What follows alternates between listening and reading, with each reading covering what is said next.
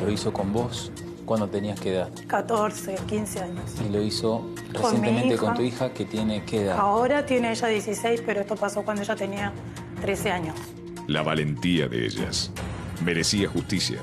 Él había desplegado un plan para salir del país y estaba a punto de lograrlo, pero esta vez la justicia llegó antes. Infierno en la iglesia. Cayó el pastor, acusado por abusos. Sí, solo horas después del informe de Telefe Noticias, detuvieron al pastor acusado de unos 20 abusos sexuales. Mariano García y Anabela Messina, nuestros periodistas que estuvieron a cargo de esta investigación, siguieron todos los datos que tienen que ver con esta detención y con lo que pareció ser un intento de fuga, pero ustedes nos dirán, chicos. Claro, que empieza primero con la intervención de la Fiscalía, que solicita una orden de allanamiento al domicilio del pastor Hugo Castro, donde también funciona el templo. Recordemos que en este lugar las denuncias de la mayoría de las mujeres lo señalan como el lugar donde se producían los intentos de abuso. Este es el allanamiento. Acaban a buscarlo. La Dirección de Investigaciones de la Policía, esto estamos hablando de... Esto fue donde vos lo entrevistaste, ¿no? Exactamente. Después vamos a ver. En esa misma puerta, ¿eh? Exactamente. En esa misma puerta. Como tocan el timbre, se anuncian, nadie contesta, lo que hacen es directamente utilizar un elemento contundente para violentar la cerradura y poder ingresar. ¿No estaba? No estaba. Una vez en el interior, lo que hicieron fue, por supuesto, leer el acta del allanamiento, explicar qué era lo que estaban haciendo y principalmente constatar si efectivamente estaban hablando de una persona que lideraba una iglesia y que tenía el rango de pastor, que no es un hecho menor.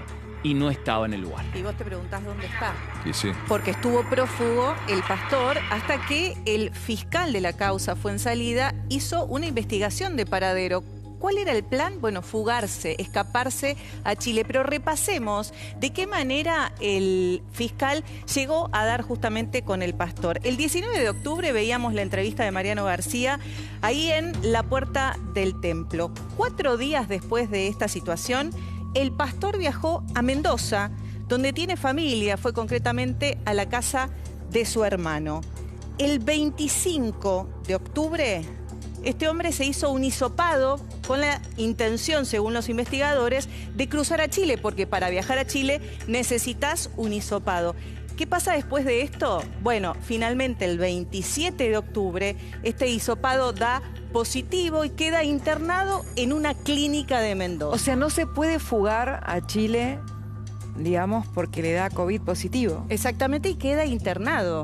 En estos momentos justamente está allí con una custodia policial porque en el día de ayer queda detenido a raíz de una notificación que hace el fiscal Fuensalida a la policía mendocina. O sea, Y todos estos movimientos él no los hizo porque los tenía planeados de antes, sino que fueron una reacción a la investigación. Dijo, se cierra absolutamente todo mi panorama, se me cierran los caminos, me tengo que ir. Es la sospecha. Recordemos que la esposa del pastor Hugo Castro había fallecido este año como consecuencia del COVID también. Fue una de las primeras respuestas que nos dio en realidad Esteban Castro, el hijo que es actualmente el pastor del templo. Y a propósito de la hipótesis Chile, de esta probabilidad de que haya intentado cruzar la cordillera y por eso se hace el PCR, que pudo haber sido por alguna sintomatología o bien porque se quería ir, se sospecha también que Daniel Castro, de quien ayer decíamos hay una denuncia muy grave de abuso sexual contra una menor, está en Chile. Claro, porque además el pastor tiene nacionalidad chilena, tienen familia allá y de hecho hay víctimas. a ver, si no hubiera hecho el PCR, se va. Tranquilamente. Totalmente. ¿Dónde lo detuvieron? Porque aparte es ciudadano. Olvídate. Claro, en Lo Mendoza. detuvieron o sea, ¿y ahora dónde está detenido? Está todavía en Mendoza, internado en el área de detenido. COVID. Claro. retenido en el área de COVID, Con custodia retenido. policial. Cursando Sí. la enfermedad, digamos. Está cursando la Exactamente. enfermedad en una de... Recordemos que estamos hablando de una persona de 91 años. Vamos a verlo. La última persona que lo vio, lo entrevistó, fuiste vos. Sí, bueno, el día que fuimos tocamos el timbre después de las serias denuncias que teníamos de estas 3 personas. Llegamos hasta Posadas San 1400, el templo de la Biblia abierta. Este templo muy reconocido en la zona norte del conurbano bonaerense y nos atendió. Yo Y no esto fui. decía. Señor Castro, buenas tardes. Buenas tardes. Mi nombre es Mariano García, soy periodista del noticiero de Telefe de Canal 11.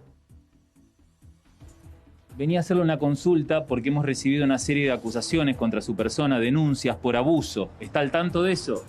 No.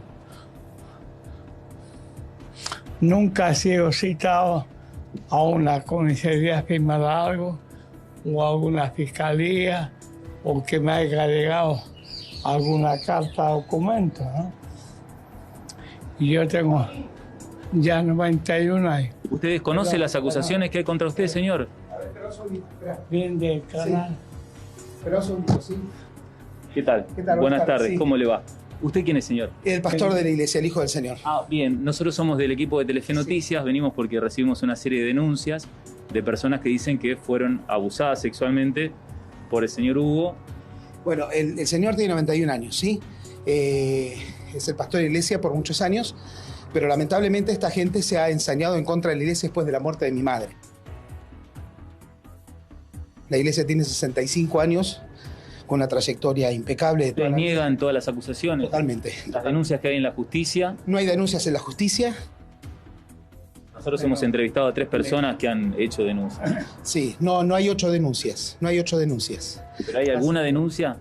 No, fueron solamente exposiciones. Está presentado esto en la justicia y bueno, y ahí caminamos en eso.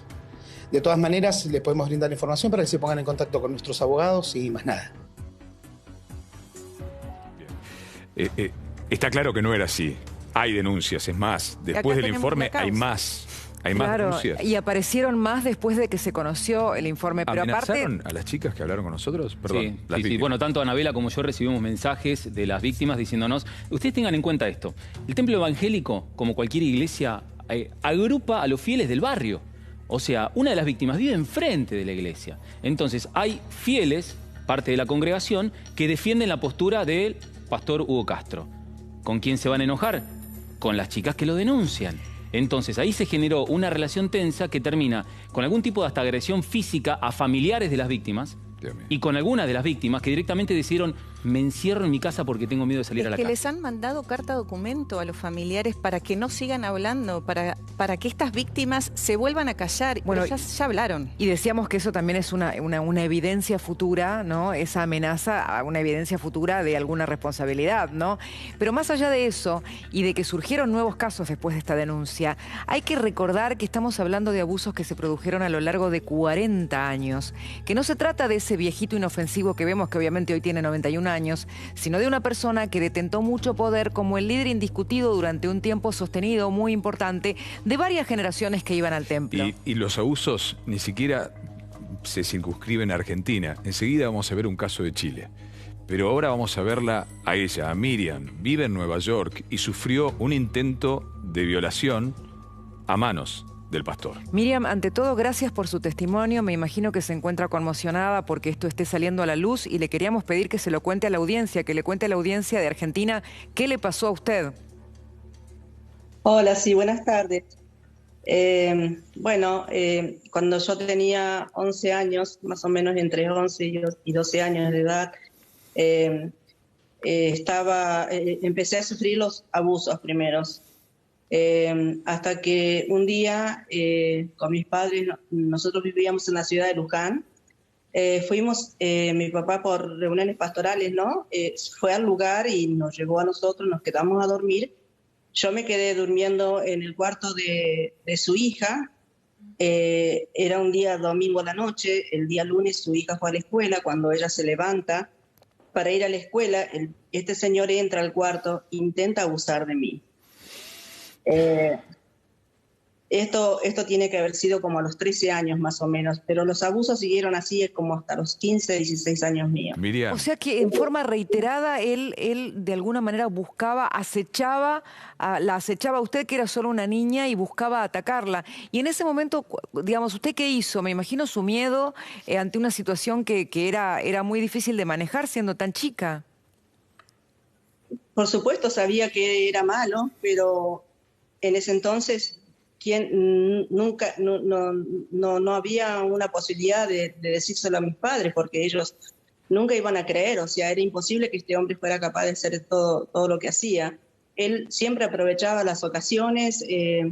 Cuando iba a visitar la iglesia Luján, mi padre era pastor en ese entonces, y de esa asociación, ¿no? Biblia Abierta, y teníamos una iglesia en Luján, y él entonces cuando él iba a visitar a la iglesia aprovechaba todas las ocasiones para poder estar conmigo Miriam, en ese tiempo. logró en algún momento, para terminar, logró en algún momento decirle, basta, pará, qué estás haciendo, a pesar de su corta edad y del miedo que significaría toda esa situación traumática, porque hemos visto casi un modus operandi que él le decía a todas las víctimas, nadie te va a creer. ¿Usted logró enfrentarlo o decirle que se detuviera en algún momento? No, porque era tan aterrador que me paralizaba el miedo, Miriam, no, nunca. Una pregunta muy breve. ¿Usted cree, y sé que es una pregunta dolorosa, ¿usted cree que su papá fue cómplice de esto y que sabía lo que ocurría? ¿Siendo pastor él también? No, para nada. Mi padre se enteró muchos años después. Mi padre, es más, hace más de 30 años que mi papá se salió de esa asociación. No, para nada. Y cuando se enteró, me imagino el desastre. Claro. No lo podía creer, Dios mío. no lo podía creer. Miriam. Sí, yo quería, si me dieran un momentito, quería decirles algo. Nosotros, aparte de hacer esta denuncia que hicimos en la justicia, nosotros hemos de hacer la denuncia con la directiva de esta asociación Biblia Abierta. Y todos sus integrantes siempre nos dieron la espalda, nunca nos escucharon, nunca atendieron nuestras llamadas, nuestros mensajes, nunca nos quisieron escuchar. O sea, ellos no creían en nosotros.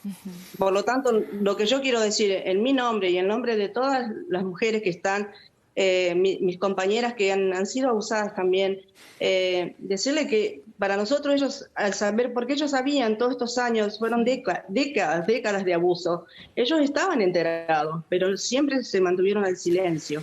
Entonces, para nosotros, ellos, al ser encubridores, también son culpables, porque siempre son cómplices. Totalmente. Sí, Miriam, gracias por estos minutos, por revivir este momento doloroso de su vida, pero de alguna manera echar luz y dejar en claro quién es el pastor. Son decenas y decenas las denuncias que tenemos. Le mandamos un gran abrazo. Seguro. Miriam, le ha llevado la vida, Miriam, llegar a este momento de alivio, de justicia. Le mandamos un abrazo muy grande, Miriam. Mucha fuerza. Y para todas mis compañeras, para todas las que hemos pasado por todo esto. Gracias. Hay una evidente, enseguida hablamos, tenemos más víctimas y más testimonios. Hay una complicidad manifiesta. No solo de la iglesia, un sistema sino de del complicidad. sistema, de las iglesias evangélicas reunidas de las que formaban parte. Algo breve, de la comunidad. Perdón, Ani, algo muy breve. Vos dijiste 30 años, Cris, recién, 40. Esta denuncia, según lo que cuenta Miriam, que hoy tiene 60 años y tenía 13 años, estamos hablando ya de la década del 70. Desde siempre. Desde medio siempre hizo... Medio siglo disponiendo de las personas a las que debía proteger como pastor. No era el pastor, era el lobo. Decíamos que había más testimonios de el abusador. Habló Marlene. Ella es prima y sobrina de Daniel y de Hugo Castro. Es familiar y además también fue víctima de los abusos. Telefe Noticias en Chile, gracias al trabajo de nuestros colegas de Chilevisión, obtuvo este testimonio imprescindible en la investigación. En mi caso, él abusó desde siempre. Cuando nos venía a ver a su hermana acá a Chile, él siempre abusó de mí y después con mis hermanas también. Pero después siguió conmigo solamente porque cuidaba mucho a una de mis hermanas y el vez que venía a Chile hacía lo mismo. Si lo hizo conmigo, que era su sobrina, yo creo que con mayor razón con los demás niños que lo tenía más cerca en su iglesia en Argentina, cuando venía acá también, pero era muy cuidadoso. Era muy cuidadoso, que se notara la misma y siempre como engatusando a los niños. Es como actúan todos ellos. Y amenazando, porque ya después cuando uno creció y yo me di cuenta de las cosas, le esquivaba, lo empujaba y él me tomaba firme como la autoridad que tenía frente a nosotros. Porque nosotros siempre fuimos muy respetuosas con él como tío. Y como no decíamos nada, nadie se atrevía a hablar, ni yo como la mayor, ni mis hermanas menos. Entonces, para él era fácil. ¿A qué edad comenzaron estos abusos? Para mí como a los 5 años. 5 o 6 años menos que eso no. Hasta 12, 13 años. Porque ya después él se se cuidaba más de que uno no lo... Porque uno, ya siendo más grande, le dice, no, tío, no, fuerte, y ya ponían atención. Pero todos esos años, de la edad que le digo, 5 o 6 años hasta 10 años, uno no podía decir nada. Y él siempre decía que era para que los papás no dijeran nada. A mí me destruyó la vida. Y no solamente él, su hijo Daniel también. ¿Y su hijo Daniel también abusó de tu hermana? ¿Fue en un contexto parecido que su padre? Por lo menos voy a hablar por mí, a mí sí, me abusó sexualmente, me violó. Daniel Castro me violó en Argentina y me violó aquí en Chile. A lo mejor hay gente más fuerte, no sé, pero yo no lo he podido superar. No lo he podido superar porque estos abusos fueron siempre. Tengo 53 años y a mis 53 años todavía sufro por esto. Solamente Dios tiene que ayudarme, porque uno no se lo busca. Yo iba a hacer esta entrevista con la cara tapada, o sea, que no me vieran, pero yo encuentro que yo no tengo nada que esconder. Yo fui una víctima más. Lo he entendido así hasta ahora poco, pero creo que hay justicia divina y creo en la justicia argentina. Espero que encuentren a Daniel Castro para que pague todas sus fechorías, porque son muchas. Y a los demás los tienen que investigar. Investíguenlo, porque esa familia está toda enferma, todo. Desde los 5 años a los 53 años, guardando en su corazón el desgarro de haber sufrido un crimen que se iba repitiendo en su historia porque no podía superarlo y porque no había justicia.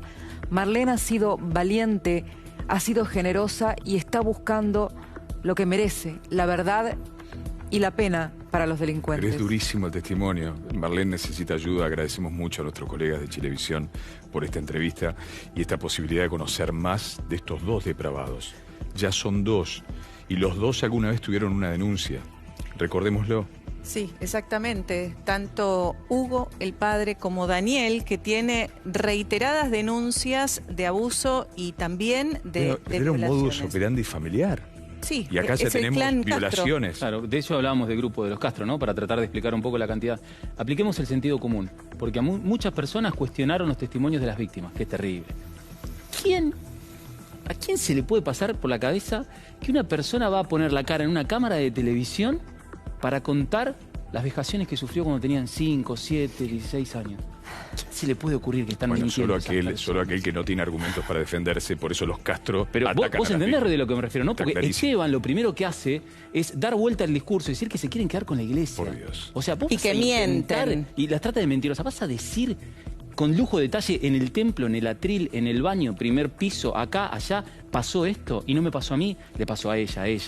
Pero además cuando son efectos, los efectos de un crimen de este tipo, de un abuso, son efectos que se prolongan a lo largo de toda la vida. De por vida. Que influyen en cada situación del desarrollo emocional o laboral o de tipo que sea personal de quien lo ha sufrido. ¿Viste Marlene que dice, en Buenos Aires, y cuando me vine a Chile, en Chile También. O sea, es perseguirlo durante muchos años y decirle no podés contarlo. Y la dignidad de ella de descubrir que no necesitaba hablar con la cara tapada porque no era ella la culpable, porque estas personas han vivido sintiendo que eran los culpables, porque había un sistema que les decía no podés acusar al pastor. Y que no le creía. Claro, los por eso es ignoraba. importante que si hay otras víctimas que todavía no se animaron a hablar, que se están viendo Es hora. identificadas, Es es hora. ahora. Es hora de terminar Y con pueden esta desgraciada. acercarse tanto a la Fiscalía Especializada en Violencia de Género de San Isidro como también a la Comisaría de la Mujer, que están justamente esperando más testimonios para que esta causa tenga,